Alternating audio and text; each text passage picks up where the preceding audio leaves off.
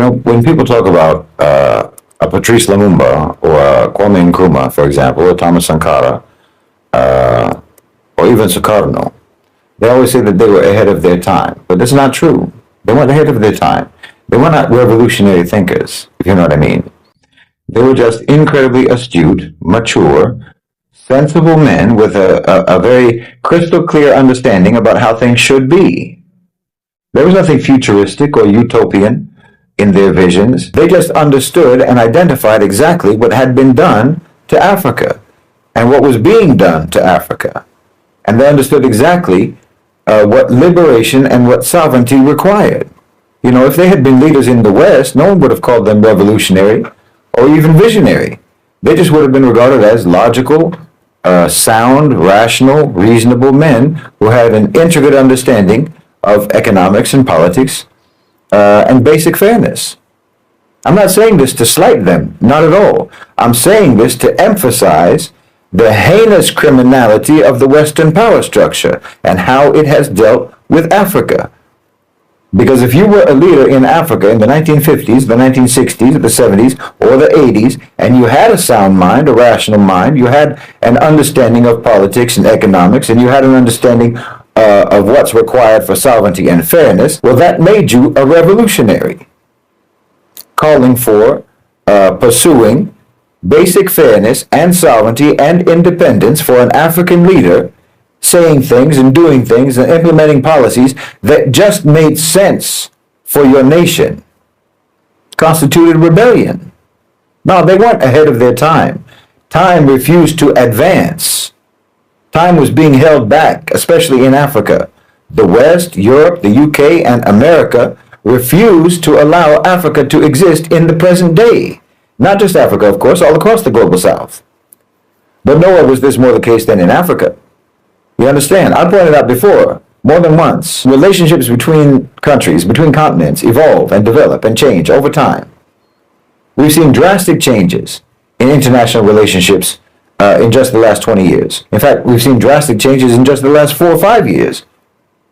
Even the last 100 days, to be honest. But the West's relationship with Africa has remained essentially the same for 1,000 years. Subjugation and extraction, looting and pillage.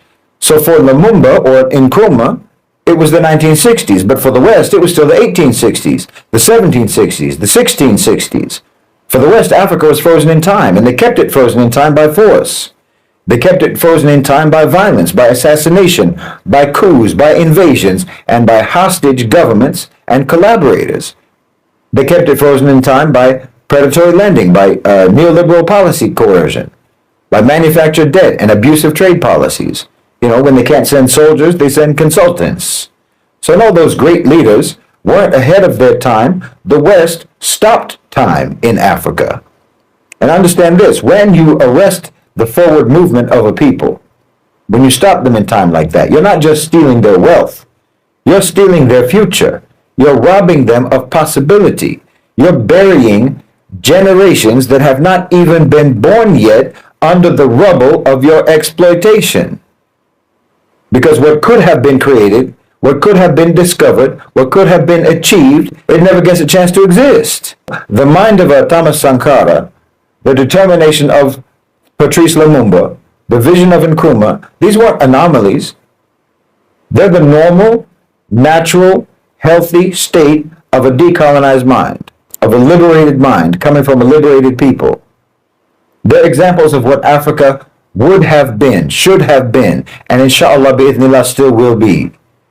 But the West systematically crushed the conditions necessary even for normalcy to flourish. You see, you don't just kill the leaders when you kill the leaders or when you overthrow the leaders. You steal the future that those leaders could build. Allah subhanahu wa ta'ala said in the Quran that when you kill one person unjustly, it's as if you killed all of mankind. Well, that isn't just metaphorically true. In the case of the leaders that the West has destroyed in Africa, they also destroyed millions of lives along with them. Millions of living and unborn lives have been destroyed in terms of their hopes, their opportunities, their rights, their freedom, their independence, their sovereignty. Well, you can trace the carnage going on right now in Congo today. all the way back to the assassination of Patrice Lumumba. They assassinate the idea. They assassinate the man who represents the idea, so that future generations will look back and go, well, you know, they tried and they failed, so we better not bother. It's psychological warfare across time.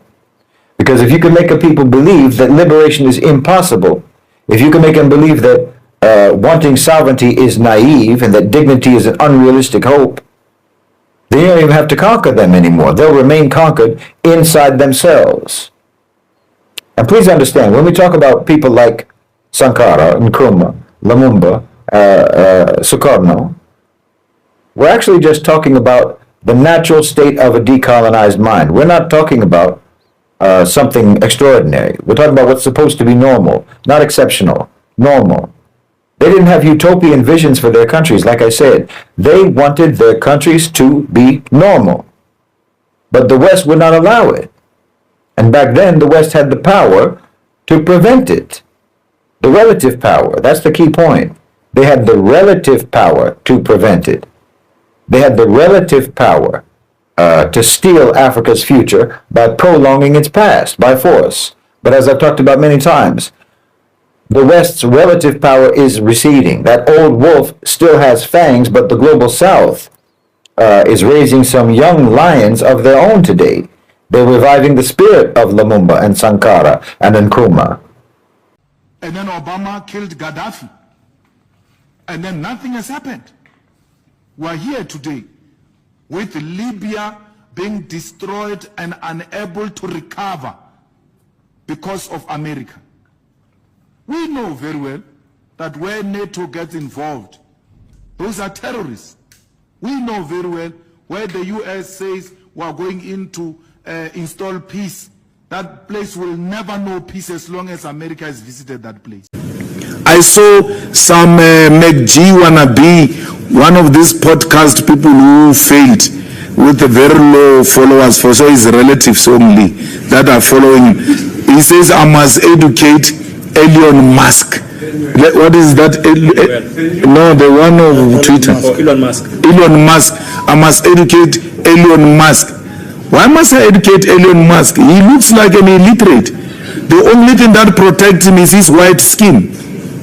Elon Musk wants to learn about this song. The records are there in court. Let him go and read the judgment. Let him go and listen to my arguments in court. I argued successfully and paralyzed the grandchild of Oppenheimer and said to him, if I were AfriForum, I was going to fire you from this case. When they did an appeal, they fired him. In line with what I said. I said, you are the most stupid lawyer I've ever met. If I was your client, I would have fired you. He was fired. So what a failed podcast, this unemployed, lack of creative people who go and just take cameras and then do flopped podcasts, imitating McG, faking it. McG is still going to outshine them because of their fraudulent mentality. Copycats. Says I must educate Elon Musk. Refer Elon Musk to YouTube. There is a full clip of the court appearance on that matter, where it was canvassed in a neutral court of law and a judgment was made. This matter is closed. We have no time for nonsense. They can't go a single day without talking about Burkina or the AES. It's impossible for them.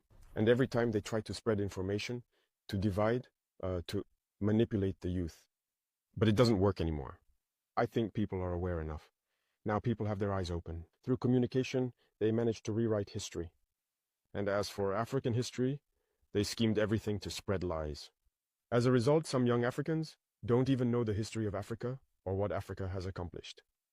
Some don't even know that our grandparents fought, were put on the front lines as cannon fodder. Hello, my good people from wherever you are watching. This is Kenyan Explorer, and I welcome you to my YouTube space. And you know what? The day Barack Obama announced the death of Muammar Gaddafi, Africa was not supposed to mourn the death of Muammar Gaddafi, but Africa was supposed to mourn the the lost ideas, truth, and freedom that was supposed to be delivered to millions of the coming generation. So during the death of Muammar Gaddafi, this was not just the end of Muammar Gaddafi, but it was the end of the new minds, new ideas, new revolution, a new leadership, a new freedom of Libya, and not just Libya but Africa. And the same happened to Patrice Lumumba of Congo. The same happened to Thomas Sankara. The same happened when today you go and cut a tree in your farm. Then, this tree that you have cut, you have destroyed millions and millions of trees that could have come in the future days. So, do you imagine, during the time of Thomas Sankara, that's when a revolutionary was started in Burkina Faso, because this was the father of a revolutionary. So this guy had his supporters. He had his people who were his followers. So those people, they had their plans. They had their plans to do with their life. They had the plans to do with their countries. They had the plans to do with their future. They had the plans to do with the millions of coming generation. But since this guy was killed or assassinated, then there are some people who even were never known because they never came out to speak. But behind the scene, they were truly supporting what Thomas Sankara was doing. They were following up, and they were the one who were pushing and giving much strength towards Thomas Sankara, and they were the one who were holding the power of some Thomas Sankara. But what do you think it was happened towards them after the death of Thomas Sankara? Of course, it's like they were mute. They were switched off. They were silenced because Thomas Sankara was the one who was speaking their voice. He was the one representing their voice. He was the one representing their minds and their thoughts. So when Thomas Sankara came out to speak, maybe in a media, he was not just the one speaking, but he was speaking on behalf of many people, thousands of people. So we cannot come out, everyone cannot come out and speak his voice, but that's why we have our leaders. We have the leaders who represent us. So when we as the citizens, we want to speak out our minds, to speak out our views, then we have to use our leaders. When the leader of the country speaks out, then he has to speak the minds and the views of the common citizens. So when this guy is taken down, then it means that all the people that were depending on him, all the people that were speaking through him, then it means that they are all cut short. They are their dreams and their plans, they are all terminated. So that's why I said that. So the same. Take an example of today, the current situation that is happening in Burkina Faso. All before Ibrahim Traore came to power, there are many people who we never expected. We never see them coming out to speak what they have in their minds. We never see them coming in the media maybe to speak out their views, to speak about Africa, to speak up about this sovereignty on all this freedom and independence. They never come out to speak anything about this. But since Ibrahim Traore came to power and started speaking this issue and this agenda of uniting Africa, and started this matters of freedom and independence of Africa, and he started advocating the free independent, that's when we see many people coming out to speak. That's when we know people like Dr. Rikana Chiombori. That's when we know many. That's when we came to know many revolutionary. That's when we came to see the African youths coming to the streets. That's when we see many people coming out to speak about unity of Africa. So this means that now at this time, this guy is the one who is holding the dreams of Africa. This is the one who is speaking the thousands voices of Africans, because he has tried to show up that without depending on this, then we can make it. We can achieve our dreams. We can achieve our agendas. So I just want to tell you one thing. That's why the people from West don't want to see an African rising and speaking out anything concerning unity, because they know well that if Africa can manage to unite, then it automatically it means that they cannot come and rule or bring their power in Africa and make it. If Africa can unite, then it means that Africa can be very strong, and to the point that maybe it can overtake them. It can overtake the development, everything that Europe and Asia and America has did beyond Africa. If the unity of Africa can be achieved, then it means it looks like a threat to the Western powers, to the European powers, and all those countries that are against African unity. So Ibrahim Traore at this time, he is speaking about the truth that has been hidden from Africans for many years, over decades, many decades.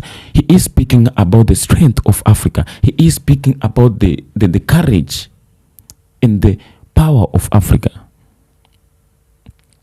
So one thing that when an African rise up and he come to start maybe speaking about the freedom of Africa, achievements, this all this, he is called a freedom fighter, he is called a revolutionary, he is called a dictator.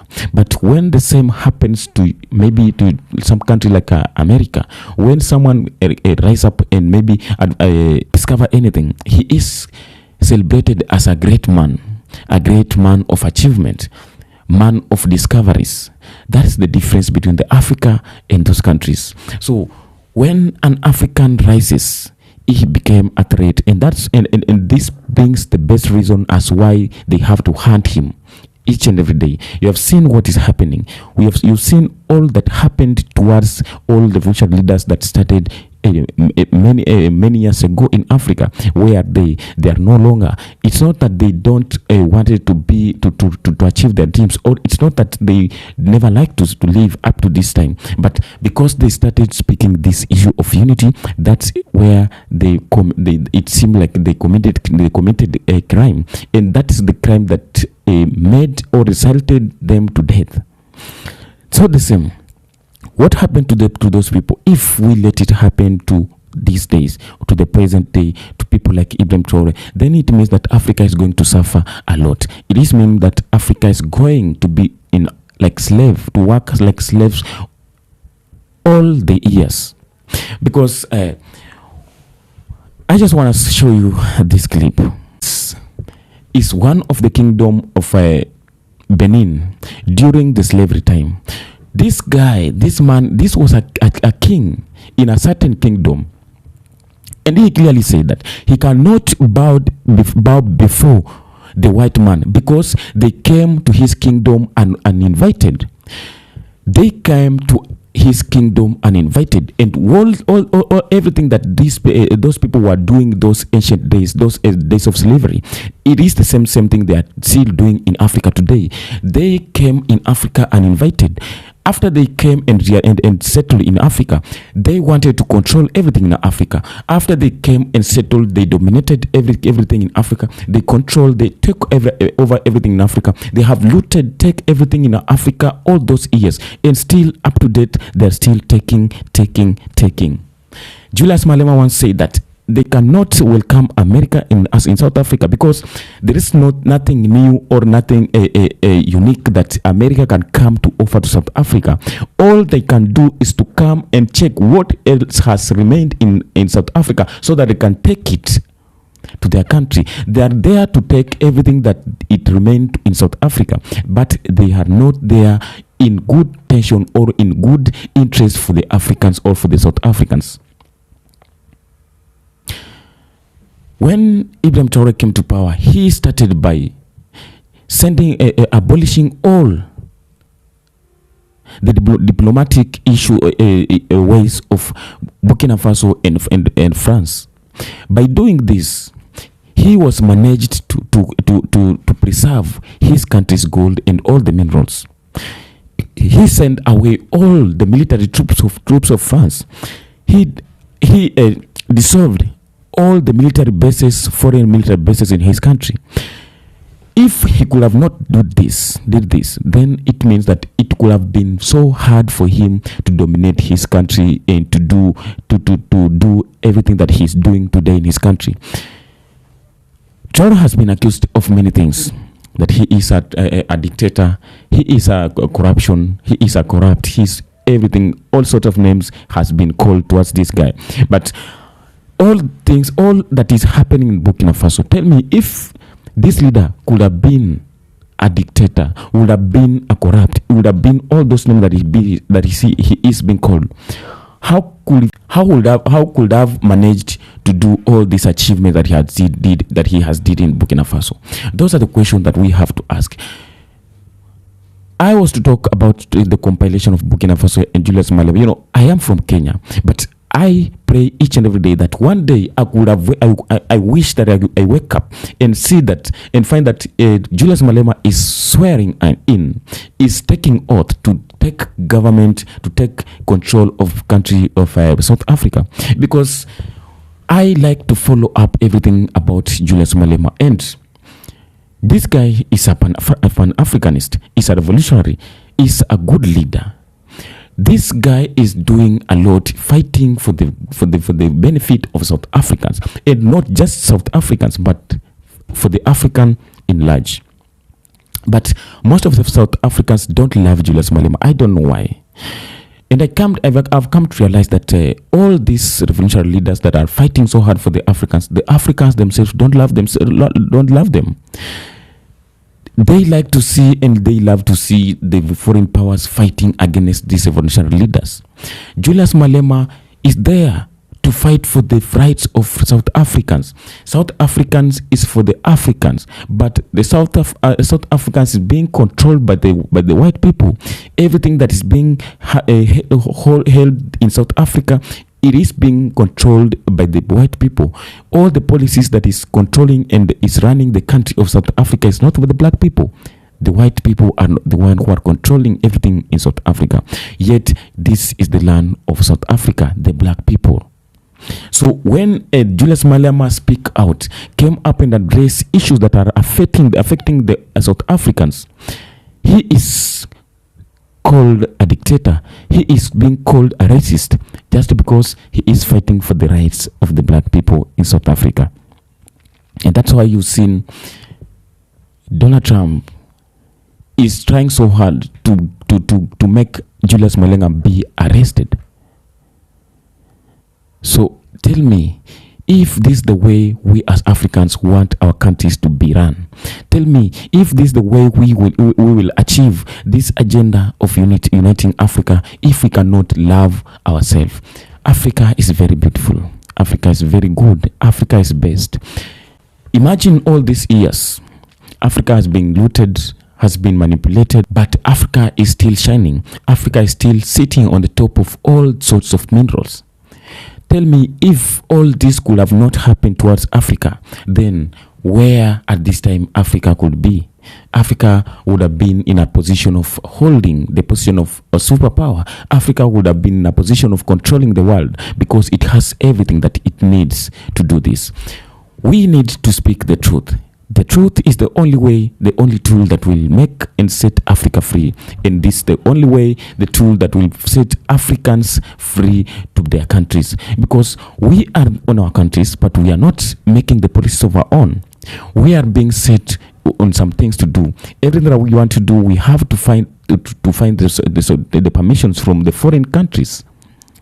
Yet we are on our own country. So main point was, we have to protect Ibrahim Traore. We have to, because at this time, this is the only person that is holding our priority of freedom, unity, and independence. When Ibrahim Traore is taken down or killed today, Ibrahim Traore will not be killed as Ibrahim Traore, but Ibrahim Traore will be killed as the minds, dreams, future of Africa. The future of Africa will be dead through Ibrahim Traore, because he is fighting for the Africans generation. He is fighting for the new generation to come and find the best Africa. He is fighting for the best of Africa, but not for him as Ibrahim Traore. So that's why I say that when the day Barack Obama announced the death of Muammar Gaddafi, this was not only the death of Muammar Gaddafi, but it was the death of millions and millions dreams of African youths. It was the death of millions and millions dreams, plans, deals, and freedom of Africa. African at that time never knew what happened until this time they have come to realize what they lost. So let's stand with Ibrahim Traore. Let's stand with our revolutionary leaders. Let's support them. The way to liberation is not that easy. It is compiled with sacrifice, death, hunger, suffering, and all those for you to accomplish this. So this is Kenyan Explorer. And just tell me what you have the comment section. If this is the first time you have visited this site, kindly subscribe the channel so that we can make this kind of channel and so stronger, because we are building a stronger community, a black community, because we need the best for African. So I am here to bring you a lot concerning the African community, because I'm here for the African matters. Stay tuned until next episode and be blessed.